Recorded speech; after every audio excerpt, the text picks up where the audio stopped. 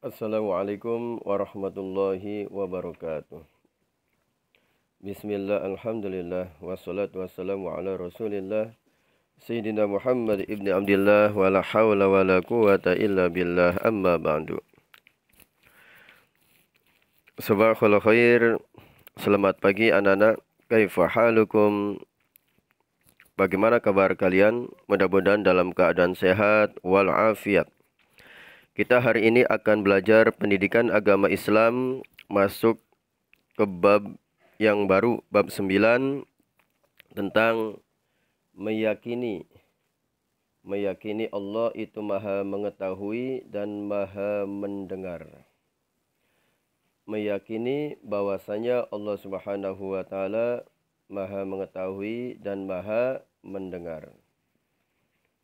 Nah, sebelum belajar, mari kita berdoa terlebih dahulu, memohon kepada Allah mudah-mudahan dimudahkan dalam mempelajari pelajaran ini dan ilmu yang kita pelajari bermanfaat serta berkah. Amin. Basmalah. Bismillahirrahmanirrahim.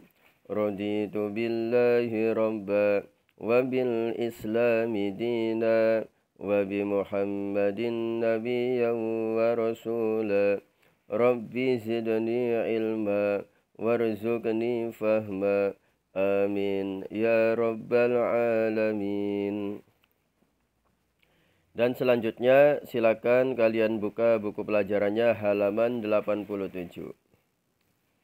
Ya, dibuka halaman 87. Nah, di sini materinya adalah al-alim. Al-alim. Tolong perhatikan ya. Al-alim artinya Allah maha mengetahui segala sesuatu. Bagi Allah tidak ada yang tersembunyi. Allah mengetahui yang zuhir, yang nampak, maupun yang batin, yang tidak nampak. Yang kelihatan maupun yang tidak kelihatan. Di dalam hati seseorang Allah dapat mengetahuinya. Ucapan seseorang yang pelan, yang tersembunyi, maupun yang terang-terangan, Allah mengetahuinya. Oleh karena itu kita harus berhati-hati dalam mengucapkan sesuatu. Atau juga kita harus berhati-hati bisa mengontrol hati kita supaya kita tidak suudzon terhadap apapun. Tidak berprasangka yang buruk terhadap sesuatu apapun. Nah, serapat-rapatnya manusia menyimpan rahasia, Allah pasti mengetahuinya. Sekilas bayangan mata yang berkhianat, Allah mengetahuinya. Allah mengetahui niat hati yang tersimpan rapi. Perhatikan firman Allah Subhanahu wa taala berikut ini ya, anak-anak.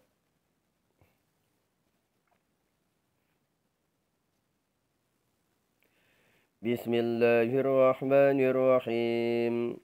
Wa in tajhar bil qawli fa innahu ya'lamu sirra wa akhfa.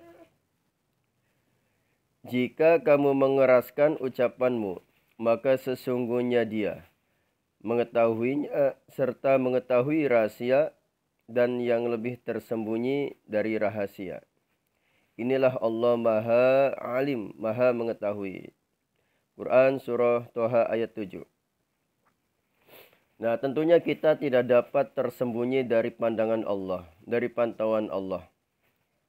Kita tidak dapat merahasiakan sesuatu karena sesuatu apapun yang kita miliki, yang kita katakan, yang kita sembunyikan, Allah pasti akan mengetahuinya. Kita akan diawasi oleh Allah Subhanahu wa taala 24 jam. Dari mulai bangun tidur sampai tidur kembali. Bahkan di dalam tidurnya pun. Makanya kenapa kita disunahkan sebelum tidur kita berdoa. Kemudian membaca surah Al-Ikhlas, Al-Falaq, An-Nas, Al-Fatihah. Supaya berkah dan bernilai ibadah. Karena Allah melihat apa yang kita kerjakan dan apa yang kita fikirkan di dalam hati kita. Allah itu sumber dari segala ilmu. termasuk juga adanya alam semesta ini karena Allah Subhanahu wa taala. Allah Subhanahu wa taala berfirman di dalam surah Al-Baqarah ayat 255 yang artinya Allah mengetahui apa-apa yang di hadapan mereka dan di belakang mereka, dan mereka tidak mengetahui apa-apa dari ilmu Allah melainkan apa yang dikehendaki Allah Subhanahu wa taala. Nah, manusia yang berusaha terus mencari ilmu tentu akan dimudahkan jalan mencari ilmu oleh Allah Subhanahu wa taala. Orang yang berpengetahuan disebut alim. Ilmu manusia tidak akan sebanding dengan ilmu Allah, bahkan tidak ada apa-apanya. Tidaklah kamu diberi pengetahuan melainkan sedikit. Untuk menggambarkan betapa sedikitnya ilmu manusia, Al-Quran menggambarkannya sebagai berikut. Perhatikan nak. Bismillahirrahmanirrahim. Qul law kana al-bahru midadan li kalimati rabbi lanafidal bahru qabla an tanfada kalimatu rabbi. قبل أن تنفد كلمات ربي ولو جئنا بمثله مددا. Katakanlah sekiranya lautan menjadi tinta untuk menulis kalimat-kalimat Tuhanku. Jadi ibaratnya laut itu tintanya ya anak-anak. Tinta, tahu kan tinta ya? Tahu. Sungguh habislah lautan itu sebelum habis ditulis kalimat-kalimat Tuhanku, meskipun kami datangkan tambahan sebanyak itu pula. Jadi memang ilmunya Allah itu sangat banyak, diibaratkan lautan menjadi tinta, kemudian digunakan untuk menulis, itu pun tidak cukup untuk menulis ayat-ayat Allah, kebesaran Allah, penciptaan Allah Subhanahu wa taala. Itulah sebabnya Rasulullah diperintahkan agar senantiasa berdoa agar diberi tambahan ilmu. Rabbi zidni ilma. Seperti yang biasa kita lakukan sebelum kita belajar. Ya Tuhanku, tambahkanlah kepadaku ilmu pengetahuan. Oleh karenanya ketika kita berdoa kita harus khusyuk supaya Allah menambahkan ilmu kepada kita. Nah kemudian berikutnya anak-anak, as-sami'. Allah itu maha mendengar. Allah mendengarkan segala sesuatu yang nyata maupun yang tersembunyi. Allah bisa mendengar segala doa-doa kita. Oleh karenanya kita senantiasa berdoa meminta kepada Allah Subhanahu wa taala, insyaallah mudah-mudahan doa-doa kita diijabah, dikabul oleh Allah Subhanahu wa taala. Nah, dalam ayat tersebut Allah Subhanahu wa taala berfirman, Innallaha sami'un basir. Artinya, sesungguhnya Allah maha mendengar, maha melihat. Allah lah yang mendengar semua yang terucap, terlintas dalam pikiran dan akal, apa yang dirasakan dalam hati, termasuk gemericiknya air, gemerisiknya dedaunan kala ditiup angin, bahkan bunyi jejak langkah kaki semut, Allah mendengarnya dengan jelas. Karena Allah Subhanahu wa taala As-Sami', yang maha mendengar, tidak mungkin Allah itu tuli sebagai sifat kekurangannya. Nah, kemudian anak-anak, hikmah memahami Asmaul Husna. Hikmah apa yang kita dapatkan dengan mengenal Asmaul Husna? Al-Alim, As-Sami'. Nah, dengan mengenal Asmaul Husna, kita akan dapat menunjukkan perilaku berbuat baik dan berhati-hati sebagai wujud keimanan kita terhadap Asmaul Husna. Mari mempelajari hikmah Asmaul Husna tersebut.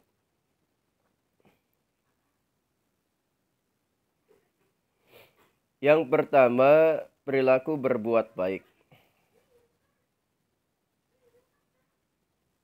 Islam mengajarkan umatnya untuk senantiasa berbuat kebaikan dimanapun, kapanpun, dan dengan siapapun. Tidak ada kebaikan yang sia-sia di dalam sebuah kehidupan. Setiap kebaikan yang kita lakukan pasti akan kembali lagi kepada yang mengerjakan. Allah Subhanahu wa taala berfirman di dalam Al-Qur'an surah Al-Isra ayat 7. Bismillahirrahmanirrahim. In ahsantum ahsantum li anfusikum wa in asatum falaha. Jika kamu berbuat baik, berarti kamu berbuat baik bagi dirimu sendiri. Dan jika kamu berbuat jahat, maka kejahatan itu bagi dirimu sendiri. Artinya adalah ketika kita berbuat baik itu akan datang kepada diri kita sendiri. Kita memperoleh pahala untuk diri kita sendiri. Nah, sedangkan ketika kita berbuat kejahatan, maka itu pun akan kembali lagi kepada diri kita. Kita akan mendapatkan dosa dari perbuatan jahat tersebut. Allah mencintai orang-orang yang berbuat kebaikan. Perhatikan firman Allah Subhanahu wa taala. Wa ahsinu innallaha yuhibbul muhsinin. Dan berbuat baiklah. Sungguh Allah menyukai orang-orang yang berbuat baik. Allah menjanjikan pahala bagi setiap orang yang beriman yang berbuat baik selama masa hidupnya. Sesungguhnya Allah Maha Adil lagi Maha Bijaksana. Hal terkecil sekalipun akan selalu dipertimbangkan lagi bijaksana. Akan selalu dipertimbangkan menentukan posisi kita di akhirat, yakni di surga atau di neraka. Faman ya'mal mithqala dzarratin khairan yarah wa man ya'mal mithqala dzarratin syarran yarah. Nah, termasuk dalam ayat itu Allah senantiasa mengingatkan kepada kita siapapun orangnya yang ketika berbuat baik walaupun sekecil apapun itu nanti ada perhitungannya, akan dibalas oleh Allah. Demikian juga dengan melakukan hal yang buruk, maka Allah juga akan memberikan balasannya. Nah, berikut merupakan contoh perilaku berbuat baik. Nah, ini ya contohnya. Yang pertama, berbuat baik kepada keluarga. Keluarga termasuk orang tua, ayah, ibu, kakak, adik, saudara. Nah, itu adalah keluarga. Itu wajib berbuat baik kepada keluarga. Bahkan ketika seseorang hendak ingin bersedekah, maka sedekah yang terbaik itu adalah kepada keluarga, tentunya kepada keluarga yang membutuhkan. Nah, kemudian yang B-nya, berbuat baik kepada tetangga. Nah, demikian juga Rasulullah pernah menyampaikan dalam sebuah hadisnya, man kana yu'minu billahi wal yaumil akhiri falyukrim jarahu. Barang siapa yang beriman kepada Allah dan kepada hari akhir, falyukrim, maka muliakanlah tetangganya. Tetangga adalah orang yang terdekat dengan kita selain daripada keluarga. Siapa yang akan menolong kita ketika kita mendapatkan kerepotan di rumah kita, misalkan istri kita hendak melahirkan, ada keperluan syukuran di rumah kita, tetangga. Bahkan ketika seseorang ada musibah, misalkan, siapa yang pertama kali akan membantu? Tetangga, bukan saudara yang ada di luar sana yang jauh, tetapi tetangga kita. Kemudian berbuat baik kepada sesama manusia. Ini jelas. Kemudian D, berbuat baik kepada semua makhluk. Nah, tadi kan sesama manusia tuh, siapapun orangnya, baik itu sesama Islam maupun non-Muslim, wajib berbuat baik sesama manusia. Berbaik kepada semua makhluk. Kita hidup di dunia ini, kita melihat lingkungan sekitar kita, ada hewan, ada tumbuhan, dan lain sebagainya. Kita juga berbuat baik. Kita melihat kucing, kita kasih makanan kalau kita ada. Kita juga kalau benci terhadap kucing, tidak boleh kita melempar dengan sandal, dengan sapu, dan lain sebagainya. Termasuk tumbuhan. Kita tidak boleh juga mencabut tumbuhan tersebut tanpa alasan tertentu. Biarkanlah dia hidup. Termasuk kalau ada pohon pisang, nah pohon pisang itu belum muncul buahnya, maka kita tidak baik juga kalau kita mukul-mukul atau kita nendang-nendang pohon pisang tersebut. Nah, berbuat baik kepada lingkungan dan alam semesta semuanya. Termasuk dalam Islam, kenapa dilarang untuk mohon maaf, kencing di atas lubang. Nah, itu tidak boleh. Bisa jadi di lubang tanah tersebut ada semut yang sedang hajatan itu. Jadi kalau kena kencing nanti bubar, kasihan itu. Nah, termasuk juga kita harus mencintai alam semesta ini dan lain sebagainya. Nah, untuk nomor 2 ya. Perilaku berhati-hati. Apa yang dimaksud perilaku berhati-hati? Bagaimana cara menerapkan perilaku berhati-hati dalam kehidupan sehari-hari? Dalam hadis dijelaskan bahwa sikap berhati-hati dari Allah dan sikap tergesa-gesa itu dari syaitan. Nah, maka kita harus hati-hati ya. Nah, kemudian agama Islam menyerukan agar kita senantiasa bersikap hati-hati dan waspada dalam segala urusan. Melakukan pengamatan dengan seksama dan pertimbangan yang tepat sebelum memutuskan berbagai perkara. Nah, termasuk anak-anak juga ya. Nah, termasuk anak-anak ketika hendak mengerjakan tugas atau PR atau soal-soal harus hati-hati. Dibaca dulu, kemudian mungkin sebelumnya ada kisi-kisi, dibaca sampai teliti, dipelajari, kemudian baru kita membaca soal tersebut dan mengisinya. Jangan hati-hati, jangan buru-buru. Jangan kita berpikiran, Pak susah Pak. Jangan, tetapi dicoba. Insya Allah nanti akan bisa. Nah, kemudian yang terakhir ya. Berhati-hati merupakan kebaikan. Adapun hal-hal yang mempengaruhi sikap berhati-hati adalah sebagai berikut. Yang pertama, pemahaman yang mendalam. Nah, maka kita harus paham terhadap sesuatu. Kemudian berikutnya, dalam mengambil suatu keputusan tidak tergesa-gesa, apapun itu. Ya, belajar harus teliti, harus penuh semangat, dan lain sebagainya. Pemahaman yang luas tentang syariat dan sunatullah. Karena dengan pemahaman ini kita akan mencapai apa yang kita inginkan tanpa adanya suatu keburukan di dalamnya. Mempelajari ilmu agama harus serius. Belajar Al-Quran ya anak-anak, belajar ngaji metode Ummi dengan baik, kemudian mengikuti BPI dengan baik, insya Allah nanti ilmunya bisa kita dapat dengan baik pula. Kesabaran.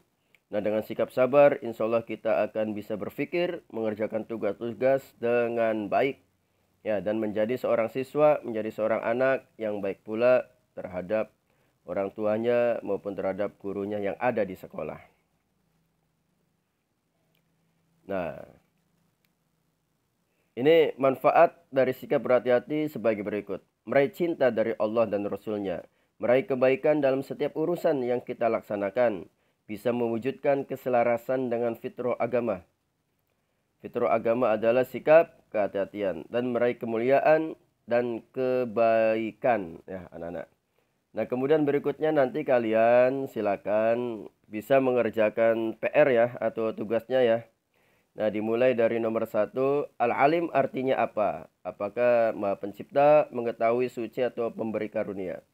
Kemudian As-Sami', kemudian lawan kata berhati-hati apa? Lawan kata berhati-hati. Ya, kemudian rajin belajar merupakan pengamalan dari pemahaman Al-Mas'ul Husna apa? Nah, pemahaman merupakan pengamalan dari pemahaman Asmaul Husna apa? Apa Khaliq, Al-Alim, Sami, atau Ghafar? Nah, tadi ya sudah dijelaskan tuh.